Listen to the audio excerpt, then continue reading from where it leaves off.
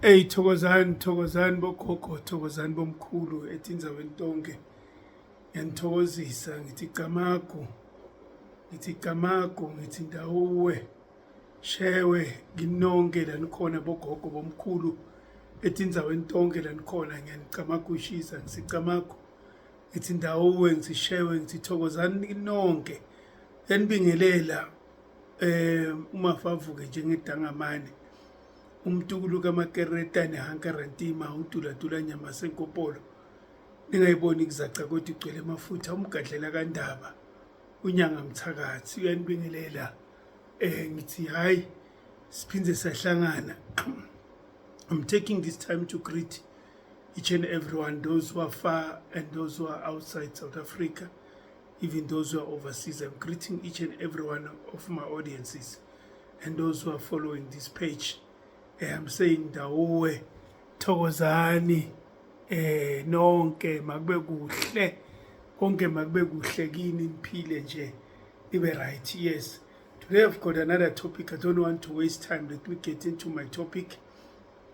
The topic today that I want to talk about, it says EPHEHLWENI. Those who are following me on Facebook, I once write about such a topic about EPHEHLWENI. So I want to talk about EPHEHLWENI today.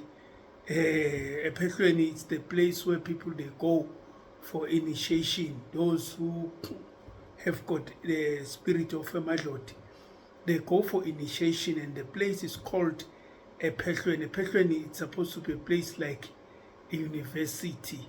It's supposed to be like a spiritual university for those who want to learn more about the spirituality. So, but first of all, I want to clarify who is supposed to go to EPHEHLWENI and who is not supposed to go to EPHEHLWENI. Because these days, people, they think you go EPHEHLWENI because you want to become a healer. There's no reason, there's no need for a person to go EPHEHLWENI because the person wants to be a healer, or the person within him, he has been given by his ancestors to be a healer. It doesn't mean that the person then needs to go to EPHEHLWENI, because the things that you are going to do there EPHEHLWENI, some of those things, they are not even associated with healing. So you are going to waste your time doing things which are not even necessary for you, as it has happened for so many people. They go to EPHEHLWENI because they feel that they want to be a healer, but then they undergo to things that are so unnecessary for them. Because we must remember that to be a healer, if you have got if your ancestors, they want you to be a healer, the things that you need to learn, there are most two things that are most important for one to be a healer. It means a person must know how to divine and also know how to heal. That's the two things, which means you must know how to divine people, and you must know the trees and how to make muti and mix muti and heal the people. Those are the two things that people they need when they come to Inyanga. When people they go and say, I'm looking for Inyanga, the most two things that they need you to divine for them, and they need you to heal them. That's it. That's the purpose. That's the main purpose. So it doesn't mean that because you are supposed to be a healer, then it means you have to go to EPHEHLWENI. As I've said to other people, there are these people who are, say, so-called self-initiation. I don't know how do they do it, these people who say they self-initiate, because you definitely need a mentor. Even if you are not supposed to go EPHEHLWENI, but you definitely need to have a mentor, someone who's going to mentor you along this journey, because you cannot do these things by yourself. There's so many things that you need to do. You know, there were people who grown up in a family where their family, it was a family of Izangoma. And these people, they were just mentored by the people at home, in their home, see, in the very same home, being mentored by those people. And those people, they didn't need much of a, they don't need much of a, to go a patient, because they will be mentored there at home. You see, throughout Africa, that's how healing works. Most of the people in Africa, as I was doing a study and researching about it, how do they become inyanga? You find that the thing yebunyanga is existing at the home where they are, and because it's existing, and then they simply take over from their parents or their grandmother or grandfather whatsoever, and they are taught there at home on how to become a healer, how to divine and how to heal people, how to know muti. They will simply be taught there at home, those people. So such people, they don't need to go EPHEHLWENI. Yeah, maybe even those people who are saying they're self-initiate, I don't know how does it happen, because I don't think you can be initiated by dreams. I doubt that you can be initiated by dreams. But I know that your ancestors can tell you what to buy.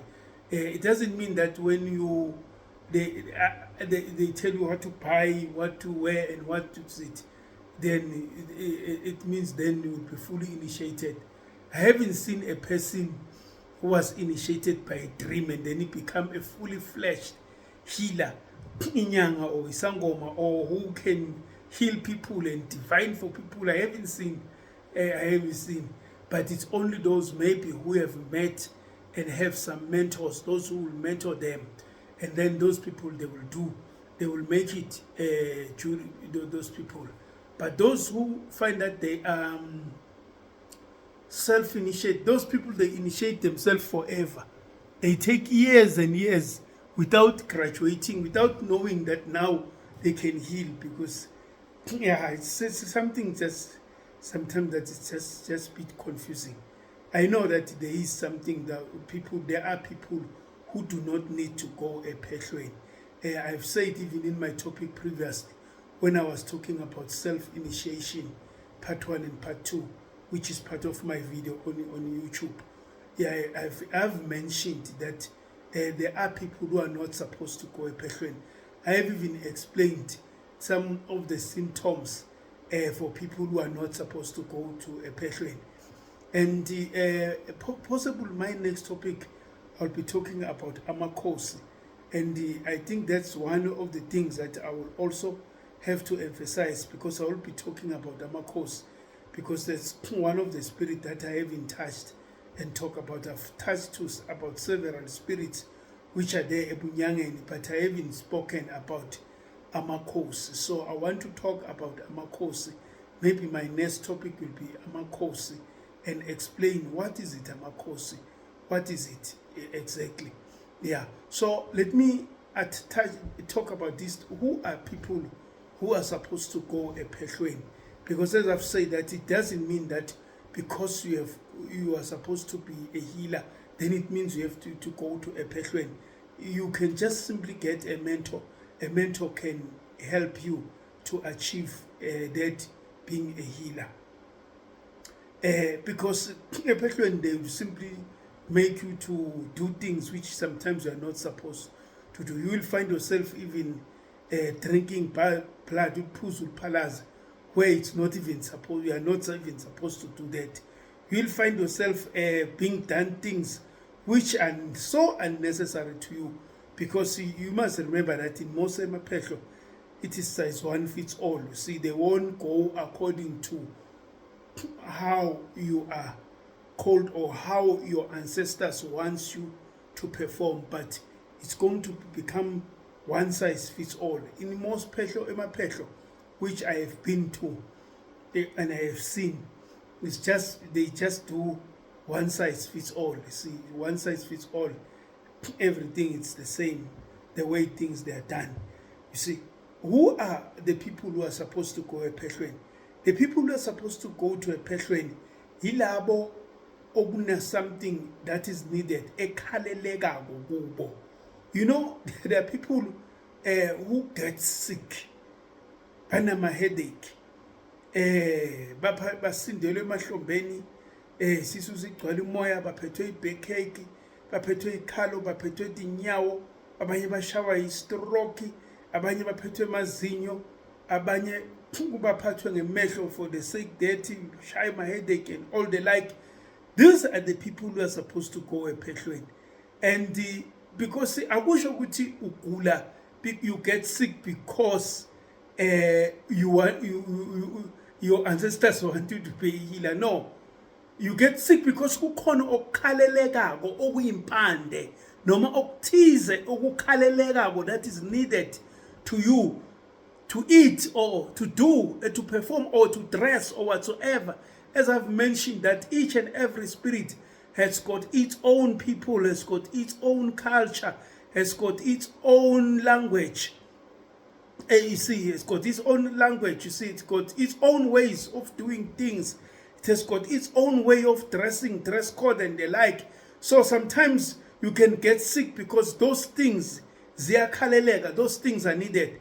And the people who are supposed to go ephehlweni are those people okukhalelekako, which there are things that are needed. And you find that the only way to get those things, those people, they must go ephehlweni. Because you cannot just go ephehlweni because you want to become a healer. There are so many healers outside who have not gone ephehlweni. Even throughout all Africa, most of the healers that we know throughout Africa, they've never even set their foot ephehlweni, because to be a healer, it doesn't mean that you must go ephehlweni. But because sometimes even ephehlweni, they don't even teach you to be a healer. Most of the time these days, ephehlweni, they feed your ancestral spirit and what the ancestral spirit is craving for. What is needed. Like for example, ufana ukuthi umndawo wakho ukhalela shirope, then you will end up udla ishirope naleminye imithi nako konke, because that is what umndawo wakho is crying for. So but that is not what makes you inyanga. Those are the things to heal you, because you were sick. You ungene ephehlweni ugula, and especially these people labangene ephehlweni bagula. What is more important for them is that baphume ephehlweni baphilile, and some will find that their life has been messed up, even financially, in all the sides. So the purpose there, these people, they must be healed.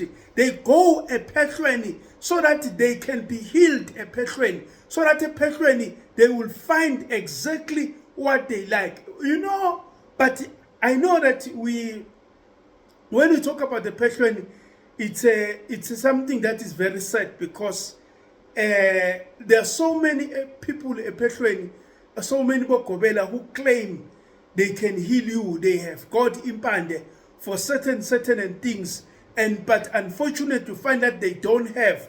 And you find that when you come out of ephehlweni, you are even worse than when you were before. And when you come out of ephehlweni, you are still sick, you still experience all those things. It means there are some other things that are needed, which were not done. As I've said, that the main purpose of ephehlweni is for you to get healing, to be healed, is to be healed. Not that because you by nyanga, there's not much need. Always if uzoba inyanga kufanele uye ephehlweni. There's not much need for that. You can't be inyanga without going ephehlweni. But uma ugula kunezinto ezikhalelekako kuwe, definitely you will need to go ephehlweni, because some of the things these days, which I've said even in my previous topic, when I was talking why so many twasa, some of the things which you can commonly found, which were previously commonly found before, now in order to get them, you have to go to ephehlweni. If kukhaleleka isigubu, the only solution now ukuthi uye ephehlweni. If ukhaleka gita uphathwa tinyawo, because kumele ugide umnguni wakho uphathisa ngezinyawo, because kumele ugide. The only way now you will get that, you will find that you have to go to EPHEHLWENI to experience such, because the way structures are now, because we have moved away from our culture. And so many people these days, they find themselves having to go EPHEHLWENI for things which they would have easily found there from their home, things that they would have found impande, that they would have already got that impande from their home. And now they have to go EPHEHLWENI, because you go EPHEHLWENI because kunezinto ezikhalelekako. There are things that you are supposed to fulfill. Then you go EPHEHLWENI. Then ke lokho ukuthi EPHEHLWENI bakufundise emathambo, bakufundise kuhlola, bakufundise umuthi. It's an additional things, so that now you can be healer and be able to heal others, because you feel at the same time you are the healer. Because some of those people about going EPHEHLWENI, they also supposed to become healers. Though some of them they are not supposed to be healers. They just need to go there so that they will become healed, so that they will continue with their normal life, day-to-day life. They will continue with their day-to-day life. So, but the sad story about it is that when bafika EPHEHLWENI, you find that things are not done properly EPHEHLWENI, because up to now kunebantu abathwasako lingazange idlozi labhoboka, badla intwaso lizangazange idlozi libhoboke. Uthola ukuthi negama lekanalo wanikwa ngigobela. If nangabe bekhaleka ligama, your situation is gonna be worse now, because you will come out with even a name that is not even known by your ancestors, a name that has never even existed among your ancestors. Now you come out with those names, but you are just given by the gobela. Your situation might be worse. They come out EPHEHLWENI, lidlozi livalekile lithulile, lingakhulumi liworse. Isilabanye while basesephehlweni, but so long afika la EPHEHLWENI, lidlozi was speaking to me. But now lidlozi has become silent, because things are not done properly, and they're in the wrong place, and things are not done properly. And lidlozi, it's aware that even impande yalo ayikho khona lapho. So that's one of the greatest challenges that our people are facing, because people, they fail to admit that no, definitely we don't have impande for this. And the other thing, as I've said before, most Mukobela, they don't even listen to ematwasa, to listen to emaphupho abo kuze kwenzeke into accordingly ngendlela lefanele. Most of the people these days abathwasako abakayibizi nanenkani. Abanye baphuma EPHEHLWENI uthi ababuza ukuthi yini inkani, abazi nekubiza inkani, ukuthi uma kukhulunywa ngekubiza inkani kukhunywa ngani. Abazange babizana nenkani laba, kodwa bazoyibiza kanjani inkani idlozi lingazange labhoboka, that even the dlozi has not manifested, azange labhoboka, and tell ukuthi lingibani ledlozi elithwasiswako, lingibani ledlozi ekumele libathiswe. Kodwa selimbathisiwe, selenziwe konke, lenziwe lonke, kodwa alizange ledlozi leli labhoboka lize lidliswe intwaso, kwenziwe yonke into yenziwe umuntu idlozi lingazange labhoboka. You know, EPHEHLWENI, it's a place where you are supposed to be healed. When you go there with all those sickness, your things, when you say EPHEHLWENI, now pume EPHEHLWENI, your things must go well. Your things must be right. You must pume EPHEHLWENI uzizwe ukuthi hayi sengiphilile namanje I'm healed, because that was the main purpose. And those are the people who are supposed to go EPHEHLWENI, those who are being inflicted by the Spirit, and the Spirit inflicts you with all those, because there are things that are missing within your bloodline which you have not fulfilled. And as those things are missing, then you find yourself obliged that you have to go EPHEHLWENI. But if you feel in your spirit and in your dreams that your ancestors want you to be a healer, sometimes they show you muti and there is a great interest, you simply need to, and you are not sick, everything is well with you, you simply need to find a mentor, the mentor that will guide you. If at your own home, who was doing the thing, maybe they pass on those who are practicing before you. If they have all passed on, you have to just identify a mentor who can mentor you into the journey, because this thing of self-doing, it doesn't work. I haven't seen a person graduating out of self-doing. You will definitely need a mentor. You will definitely need a mentor to guide you step by step. Not good agis ephehlweni.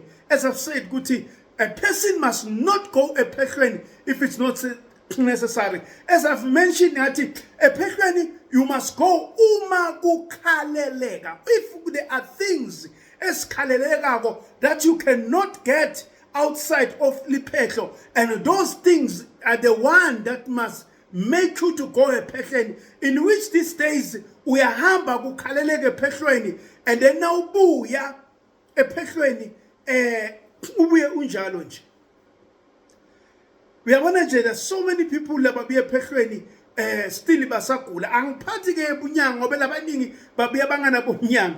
And I've heard most of the people bacabanga ukuthi bunyanga kungilokugqoka negadazela nekugqoka yonke imfiso imigaqo yonke lento leyo bagqokise na ngamazi bakufake yonke lento mazenkere mazanko yonke. Akusiwo ubungoma lobo, akusiwo bunyanga lobo. Bunyanga is to know how to heal and how to hlola. And uma ugobela wakho angakakupheki ngalapho, usuke angakakuniki bunyanga ngoba uyolapha abantu.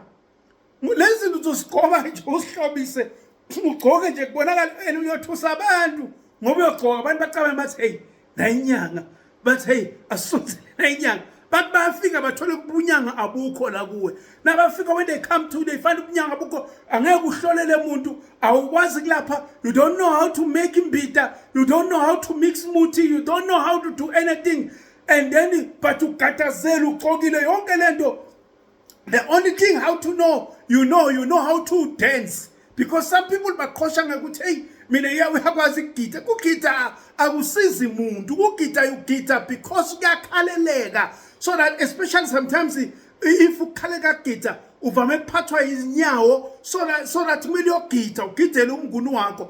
And ukugida kusibo bunyanga kugida, because angeke kufike sigulane siyagula lana siphethwe sifo sekuwa bese uyagida la uyagida. No, you have to heal those who are sick. You have to heal them. You have to know how to mix mood. You have to know how to divine and find out the problem, the roots of the problem. And then once you find the roots of the problem, then you heal the person. Then you know that what qualifies you to be bunyanga. That's why bunyanga akusiko lokugaqa nekuhizela nekufaka loku nakujana. Most of these things zifakwa because ziyakhaleleka emadlozini. Emadlozi ayasifuna. Kungako even nalaba labanye labenza bo self initiate kuyenzeka iphuphe lobuhlalu kokuthi kumele afake ebuhlalu la afake uphi aphuphe lokhu la kuphuphako, because kuyakhaleleka idlozi lakhe liyayifuna lento ukuthi ibe khona, liyayifuna lento ukuthi ifakwe ibe khona lento leyo. So that's the reason sihamba kuyiwa ephehlweni. Ephehlweni kuyelwa for such a reason. But the sad story, bunyanga has made to be very expensive. Another sad story. And there are so many unnecessary things that happen in bunyanga, and so many unnecessary things which have got nothing to do with Hlozi, which have got nothing to do with Kalelega, which it will not help Hlozi lako, but those things you find good. They are just money-making schemes. Money-making schemes. Hey, kunzima la ngephandle. Because ephehlweni these days, ungafika ephehlweni na ungena, athi ugobela hayi mina inkomo yami i20,000 and kungena la khaya i5,000. Ha, ujabule na uthi hey at least 25,000 budget. Yes. You will be shocked when we are inside. There are so many fees that will be needed. Fees of this. And you will find those fees, they escalate. And they are more than the 25,000. You find yourself, maybe you were told that is 25,000. By the time you find that you have already exceeded 50,000. And some of these fees that are extorted extorted from amathwasa amagotshwana. Some of them nama-fees lafuna amathwasa, and they are not even necessary. They've got nothing to do nokwenza idlozi liphakame. Kuningi imininingwane nema-rituals which now have been adopted, which have got nothing to do to enhance idlozi nekulashwa, ngoba idlozi lisuke likhalela impande ethile, likhalela into ethile. Once the idlozi lathola lento leyo, then ku-right. But kuba nema-rituals amaningi are so unnecessary, which have been included la ebunyangeni, which they help you in no way to enhance idlozi, but they take a toll when it comes to your financial status. They take a toll. As I've said that, ungena ephehlweni utshela ukuthi mhlawumbe inkomo is 20,000, imali engena ekhulekela 5,000. Hey, but ngiyakutshela ungathenga batshethe imali yaloku ngilokhu, imali emambatho i-5,000, imali lo yilo, imali entwaso yilo, imali lo. Hey, by the time you figure entwasweni, you are so exhausted. You are so exhausted. And it's a pity because most of the people and they don't have money, and it's a worse scenario. Kunebantu abangena ephehlweni babhadarelwa, uthola ukuthi ubhadarelwa indoda yakhe, abhadarelwa indoda yakhe lo muntu, imphadarela indoda yakhe ke umenziseke lento yokugobela, umsenge and milk that patient, milk until all the imbele ibe too dry. By the time aphume ephehlweni the imbele it dry, and the worst scenario uthola ukuthi the person will come out nothing. Lokhu bekhaleleka kuye ephehlweni akakakutholi, lempande lebeyikhaleleka noma yini akakayitholi, ayikho lapha ephehlweni. And when you are happy nje ukuthi uthethe imali yakhe lo muntu kuphela, you are happy nje ukuthi hayi imali ngithathile lo muntu, kodwa lo muntu la uyafika ekhaya, it's very sad. Indoda yakhe imthola ukuthi it's back to square one, usagula, usesenema problem, and uyitshela uyithini lendoda yakhe lo muntu kwekuthi kumele aqalele phasi. Uyafika la kithi utohlola, nakafika la kithi atohlola siyathola ukuthi haya ledlozi alikenziwa nix leli. Ubuyela kanjani kubaba wakhe, uthini nakunjalo. Lesi sikhathi umntwana ubheka bhadarelwa ama-parents akhe, uthini? How does it say kuwe wena njengagobela? How does it say? And the problem with bogobela na ubatshela bayalo, very ready to accept.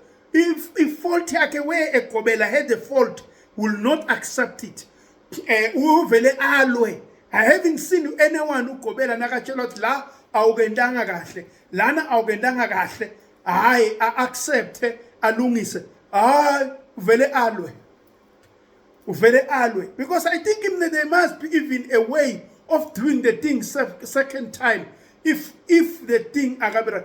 Uma isigulane sakho sifika kuwe usinika umuthi wathi lo muthi lona umuthi wesisu, and then ufika sibuye sithi lesisu sama sikaphili, you must have a way manje ukuthi how do you solve lesisu lesi sale sigulane.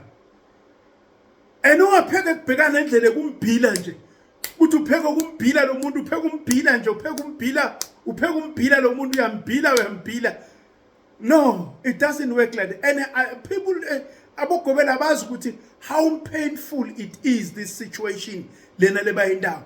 They exert a lot of money, some are unnecessary. Umangale nje na uyongena egedeni ubuyiswa kuthiwe 3,000 kungene ekhaya kini uphahlwe ungeniswe bakutshele mhlambe nga 3,000 kokuthi kungena la ekhaya 3,000. Then umangala ukuthi eyani le mali kuphahla sekumele kube nemali kancane nje ephehlweni nakuphahlwa ngemali. Lamadlozi lawa nje safuna imali nje, nasiphahla emfule siphahla ngemali, nasiphahla lapha siphahla ngemali, nasenze siphahla ngemali. Without thinking ukuthi labantwana bebantu how hard are they working to get that money. some bayabhadarelwa. And the worst part of it that made me angry and ingkwatisa kabi ingivise ebuhlungu kwekokuthi labantu after paying so much baphume banganalutho, abaphuma ngakalapheki, even emzimbeni aphuma ngakalapheki ngokwedlozi, aphuma impande angakayitholi. After so much the muntu aphume kanjalo. That's a very, very, very, very painful situation. Aphuma njalo after spending so much, aphume kanjalo. Angisakhulumi ke ngekuthi afundiswe ebunyanga ngoba vele bare labaphuma ephehlweni bakwathi ukuhlola, bakwathi nebunyanga ngoba phela labantu bewe supposed ukuthi bafundiswe yonke lento le. They supposed ukuthi bafundiswe lento le. But bareke labaphuma ephehlweni bak-achievile lokho. Hayi, ngime lapho nini bengikwazi ngidawuphinde ngichubeke mhlambe ngayo le topic yasephehlweni. Because see, the pain yokuba sephehlweni, it's a pain lento le. That's most thing that is painful ngekuba sephehlweni, especially uphume ungakayitholi lento lobo uyifuna, uphume unjalo ublank. Hayi, ngiyavalelisa nini bengikwazi, ngiyavalelisa nini. Uma favuke njengedangamane umsawa mazelwandle, umtulu kamakeretana hangarantima uduladula nyama senkopolo, ungayiboni ngizakha kodwa igcwele mafutha umgadlela kandaba unyanga mthakathi. So yavalelisa ngekuzayo sawuchubeka mhlambe naso lesihloko sethu. Ngingakhohlwa ukusubscribe on our channel Silindza. Subscribed on our channel Silindza utothola tifundo letiningi letikhulumako. Ungakhohlwa siyahlola over the phone, siyahlola over the phone at any time. Uyafona nje inamba yethu ikhona khona lapha, bese siyabona ukuthi senda kanjani, sikuhlolele over the phone kulaba labakuthi. Uyavalelisa ke uma favuke njengedangamane ngithi kini nonke Silindza.